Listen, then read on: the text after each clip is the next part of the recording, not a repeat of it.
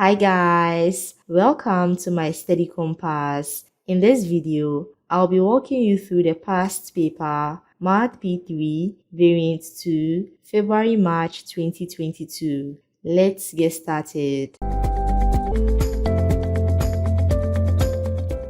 One day, Mahika records the number of teachers and students who cycle to school. Complete the frequency column in the table. When we count the number of strokes for the teachers, we get 5. And when we count the number of strokes for the students, we get 23.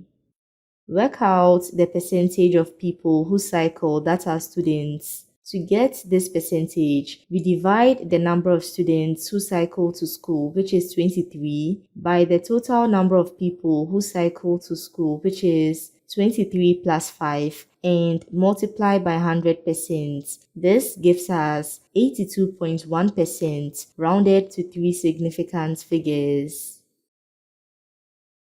Mahika records how 120 students from Year 1 and Year 2 travel to school. Each student walks, cycles or travels by bus. Complete the table.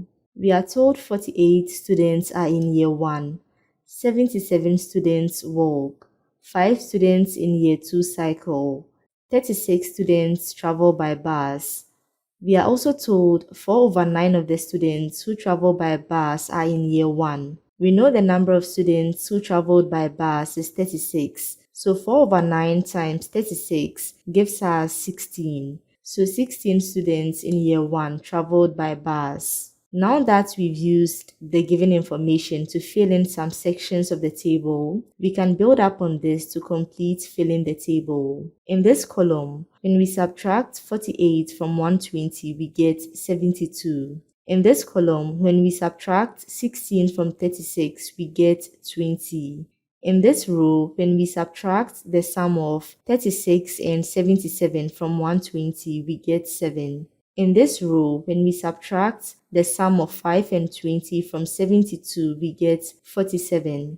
In this column, when we subtract 5 from 7, we get 2.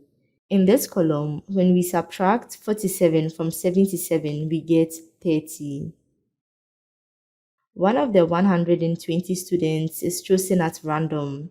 Work out the probability that this student does not travel by bus to school. This probability is equal to the number of students who do not travel by bus, which is 77 plus 7, divided by the total number of students, which is 120. This gives us 0.7. There have been 24 complaints about one of the buses. The complaints are: the bus is late, the price is too high, the bus is crowded. Complete the table. To get the sector angle for each category, we simply divide the number of complaints in a given category by the total number of complaints, which is 24, and multiply by 360 degrees. For the late category, we have 10 over 24 times 360 degrees, which is equal to 150 degrees.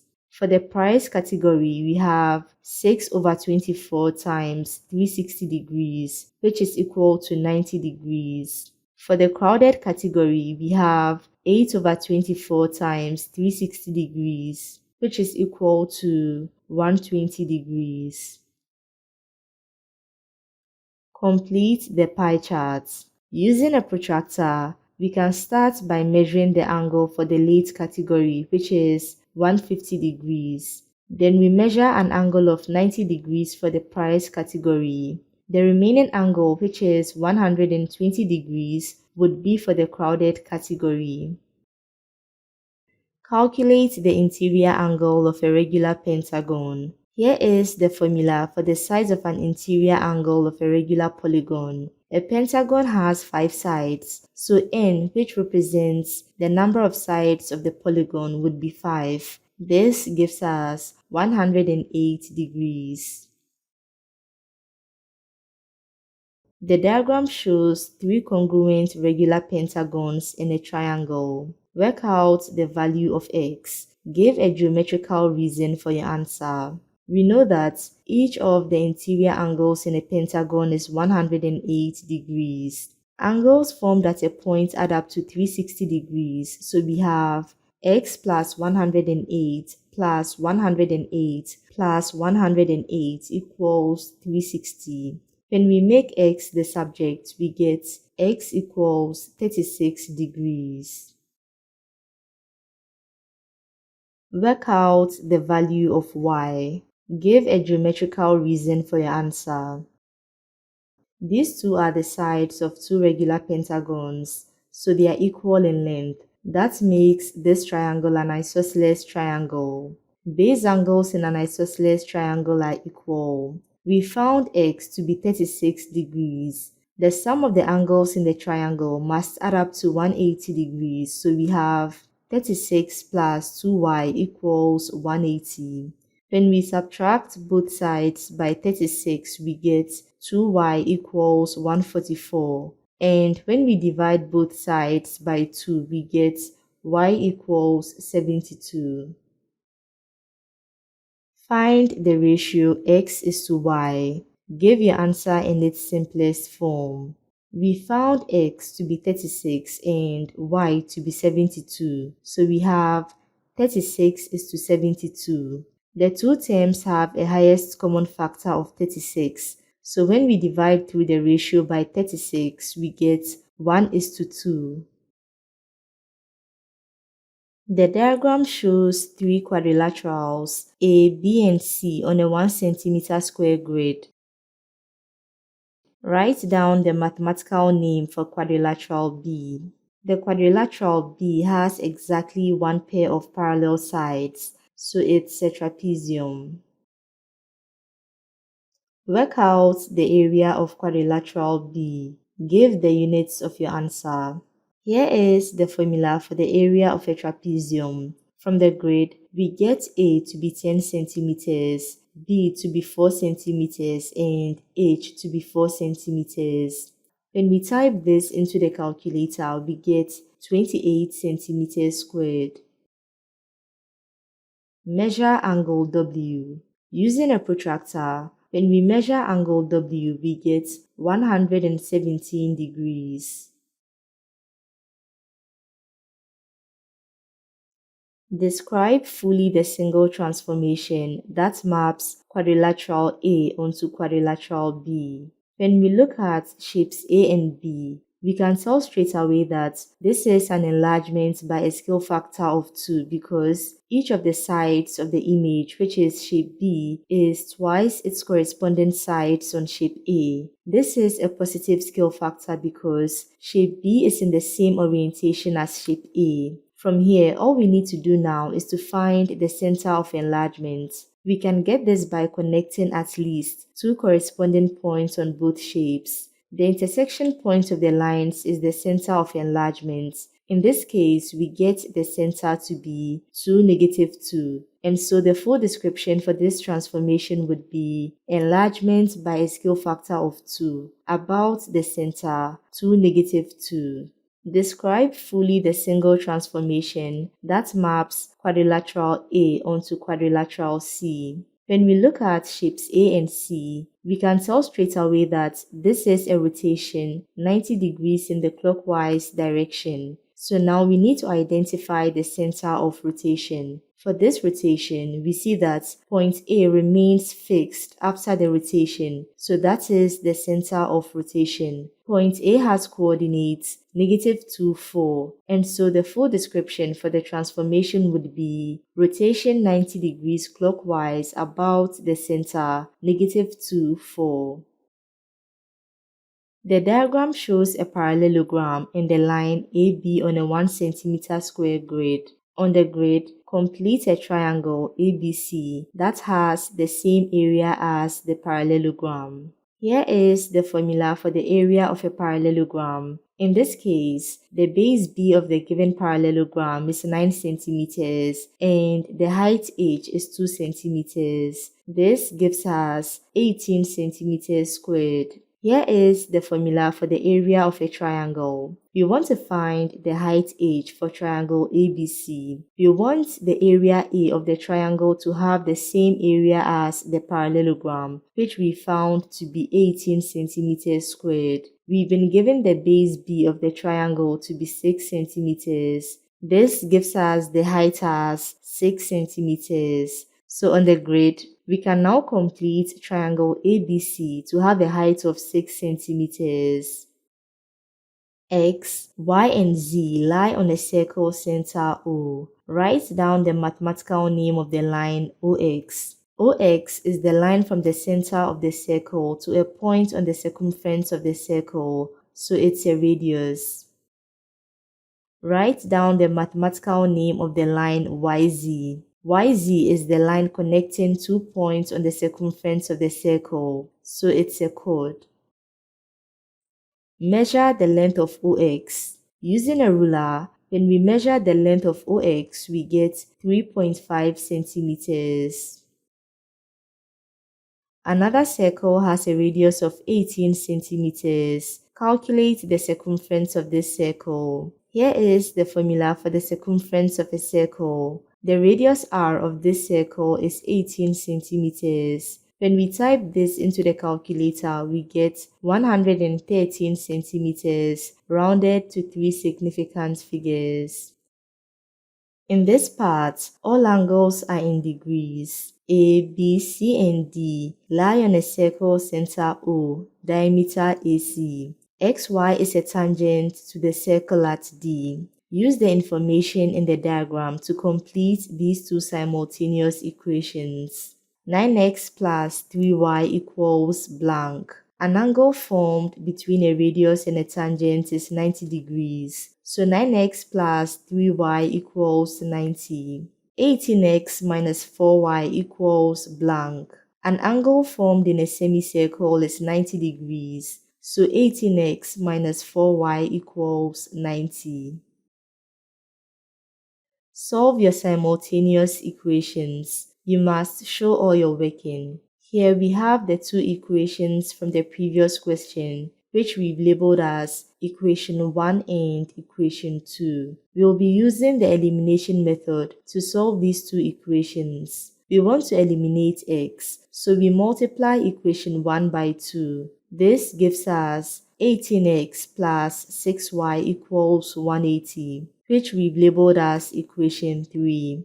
Now that we have 18x in equation 3 and equation 2, we can eliminate x by subtracting equation 2 from equation 3. This gives us 10y equals 90. When we divide both sides by 10, we get y equals 9.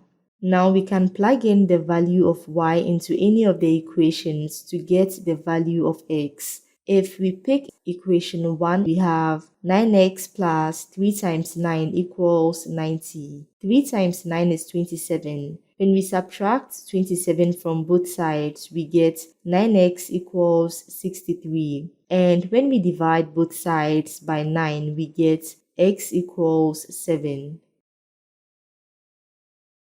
A closed box in the shape of a cuboid has length 5 centimeters, width 4 centimeters, and height 2 centimeters. Draw a net of the box on the 1 centimeter square grid.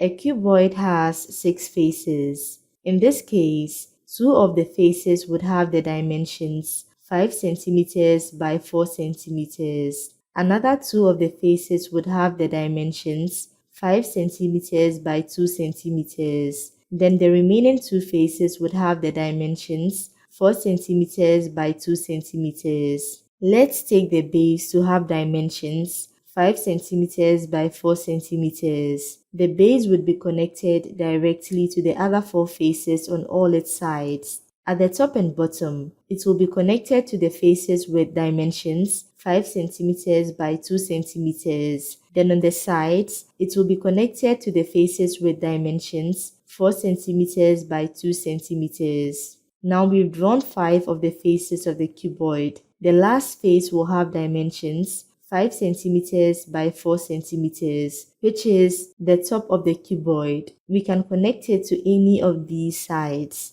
In this case, we have enough space on the grid to connect it to the bottom.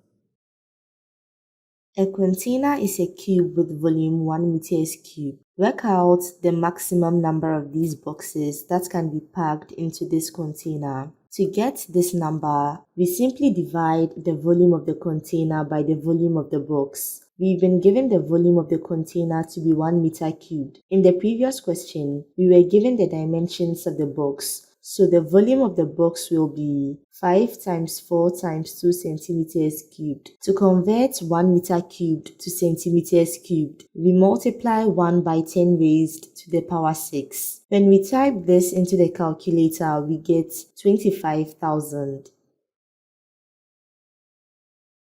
A shop sells 3 different sized boxes of rice. The boxes all have the same cost per kilogram. Work out the cost in rupees of box B. We are told the boxes all have the same cost per kilogram. We've been given the cost and size of box A. So the cost per kilogram is equal to the cost of box A, which is 80 rupees, divided by the size of box A, which is 750 over 1000 kilograms. This gives us 320 over 3 rupees per kilogram. So now the cost of box B is equal to the cost per kilogram, which is 320 over 3 rupees per kilogram, times the size of box B, which is 1.35 kilograms. This gives us 144 rupees. $1 equals 64 rupees. Calculate the mass of box C. Give your answer in kilograms. First, let's convert the cost of box C from dollars to rupees using the given currency conversion. So if $1 equals 64 rupees, then $3.50 equals 3.50 times 64 rupees, which is equal to 224 rupees. Based on the cost per kilogram, we know that every 1 kilogram of rice in box C costs 320 over 3 rupees. So we want to find the size in kilograms for box C if the total cost is 224 rupees. This is what we are calling X. When we cross multiply and make X the subject, this is what we get, which is equal to 2.1 kilograms.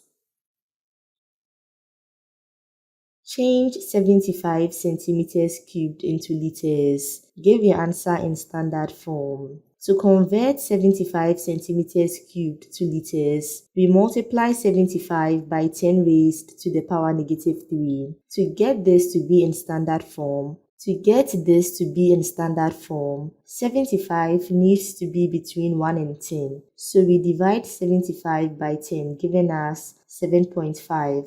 Since we divided 75 by 10, we also need to multiply 10 raised to the power negative 3 by 10, which gives us 10 raised to the power negative 2. So we have 7.5 times 10 raised to the power negative 2 liters. The diagram shows a fair 9-sided spinner. The numbers on the spinner are 2, 3, 5, 5, 6, 7, and 8. The spinner is spun once. Write down the probability that the spinner lands on the number 8. This probability is equal to the number of sections on the spinner with the number 8, which is 1, divided by the total number of sections on the spinner, which is 9. Write down the probability that the spinner lands on a number less than 7. This probability is equal to the number of sections on the spinner with a number less than 7, which is 7, divided by the total number of sections on the spinner, which is 9. The spinner is spun 135 times. Work out the expected number of times the spinner lands on the number 6. The probability that the spinner lands on 6 is equal to the number of sections on the spinner with the number 6, which is 2, divided by the total number of sections on the spinner, which is 9. So the expected number of times the spinner lands on 6 would be 2 over 9 times 135, which is equal to 30. Hitesh throws a dice 80 times. The results are shown in the table. Write down the mode. The mode is the number with the highest frequency. The highest frequency is 16. The number with this frequency is 2. Work out the range. The range is equal to the highest number, which is 6, minus the lowest number, which is 1. 6 minus 1 gives us 5. Work out the median. The median is the middle number. To get the position of the middle number, we apply the formula half n plus 1, where n in this case is 80. This gives us 40.5. This means the median is between the 40th and 41st numbers. From the table, to get the numbers in these positions, we start adding the frequencies from the lowest number. So 15 plus 16 is 31. 31 plus 14 is 45. This means the numbers in the 40th and 41st positions are both 3, so the median is 3. Calculate the mean. The mean is equal to the sum of all the numbers, which is 1 times 15 plus 2 times 16 plus 3 times 14 plus 4 times 11 plus 5 times 9 plus 6 times 15 divided by 80. When we type this into the calculator, we get 3.35. 1 mile equals 1.609344 kilometers. Change 6 miles into meters. Give your answer correct to the nearest meter. To convert 6 miles to kilometers, we multiply 6 by 1.609344. 1 kilometer is 1,000 meters. So to convert this to meters, we multiply by 1,000. When we type this into the calculator, this is what we get. We need to round this figure to the nearest meter. So we look at the number before the decimal point, which is 6. The number after 6, which is 0, is less than 5. So we maintain 6 and the numbers after 6 become 0. Since these numbers come after the decimal point, they are insignificant, so we have 9,656 meters rounded to the nearest meter. The bearing of a boat from a harbor is 322 degrees. Work out the bearing of the harbor from the boat. In the illustration, we've marked the bearing of the boat from the harbor, which has been given as 322 degrees. We've also marked the bearing of the harbor from the boat, which is what we are finding. Angles around the point add up to 360 degrees. So to get this angle, we subtract 322 from 360, which gives us 38 degrees. These two are interior angles. Interior angles add up to 180 degrees. So to get the bearing of H from B, we subtract 38 from 180, which gives us 142 degrees. The boat is 12 kilometers from the harbor. At 2:30 p.m., the boat starts to sail to the harbor. The speed of the boat is 5 kilometers per hour. Work out the time the boat arrives at the harbor. First, we need to find the time it takes for the boat to arrive at the harbor using this formula. The distance d traveled by the boat is 12 kilometers and its speed is 5 kilometers per hour. This gives us 2/5 hours. To convert 2/5 hours to minutes, we multiply 2/5 by 60. This gives us 24 minutes. So now we know it took the boat 2 hours 24 minutes to get to the harbor. To get the time the boat arrives at the harbor, we simply add 2 hours 24 minutes to the departure time of the boat, which is 2:30 p.m. 2:30 p.m. is 14:30 on the 24-hour clock. Under the minute column, 30 plus 24 is 54, and under the hour column, 14 plus 2 is 16. So we have 16:54, which is 4:54 p.m. on the 12-hour clock. The scale drawing shows the positions of Shakti's house S and Mary's house M on a map. The scale is 1 centimeter, represents 4 kilometers. Measure the bearing of M from S. This bearing is the angle from the north of point S to point M. Using a protractor, when we measure this angle, we get 107 degrees. This scale drawing shows another map with Shakti's house S marked on it. The scale of this map is 1 centimeter, represents 5 kilometers. Mark the position of Mary's house M on this map.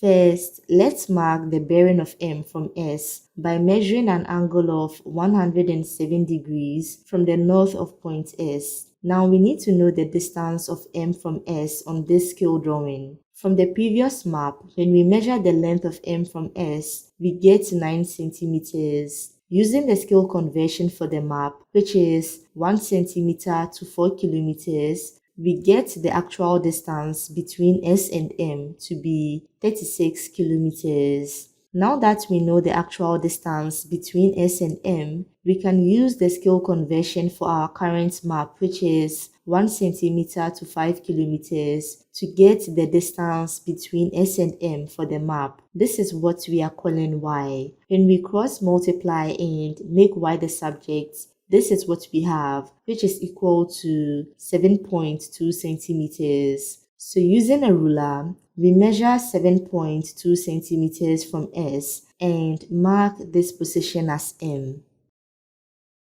Complete the table of values for y equals x squared plus 6x minus 160. When we plug in x equals negative 15 into the equation, we get y equals negative 25.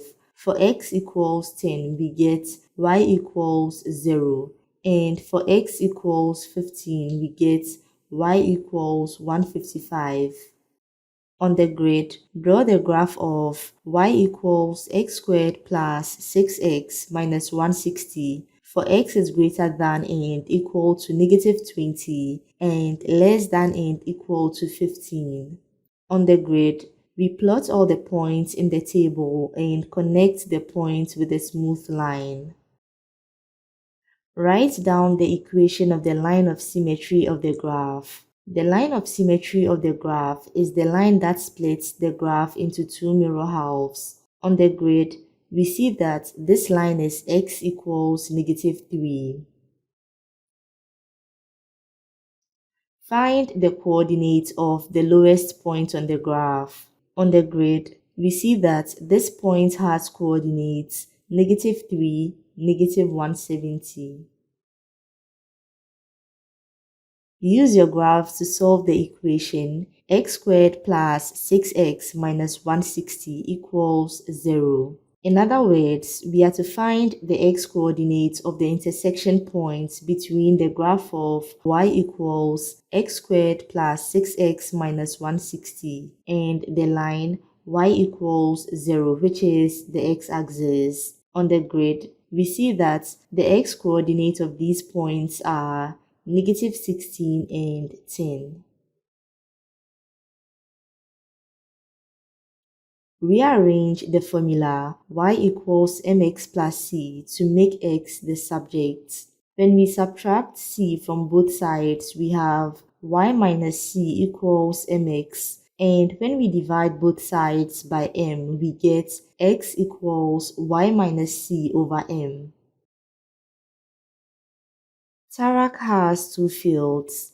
He grows wheat, barley, and corn in his fields. The diagram shows Tarak's two triangular fields, PQR and PRS. Angle RPS is 90 degrees and angle PRS is 53 degrees. PQ is 174 meters, QR is 120 meters, and PR is 126 meters. Show that angle PRQ equals 90 degrees. To get angle PRQ, we apply the cosine rule to the triangle PRQ, and this is what we get. 120 squared plus 126 squared is 30,276. 2 times 120 times 126 is 30,240. When we make angle PRQ the subject, this is what we get. When we type this into the calculator, we get 90 degrees.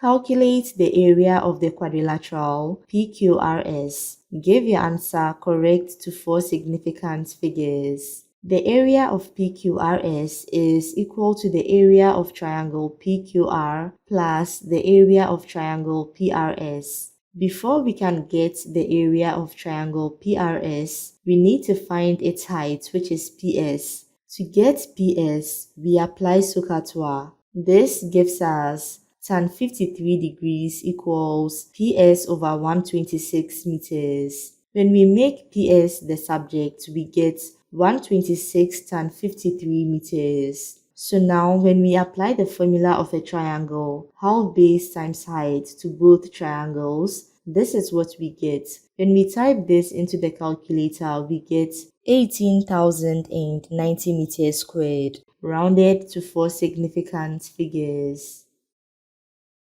The mass M tons of wheat grown in 2021 is 4.3 tons, correct to 1 decimal place. Complete the statement about the value of M. To correct the mass M to 1 decimal place, we have 4.3 tons, then we bring in plus and minus 0.1, then we divide 0.1 by 2. So for the lower bound of M, we have 4.3 minus 0.1 over 2 tons, which is equal to 4.25 tons. And for the upper bound of M, we have 4.3 plus 0.1 over 2 tons, which is equal to 4.35 tons. So we have M is greater than and equal to 4.25 and less than 4.35.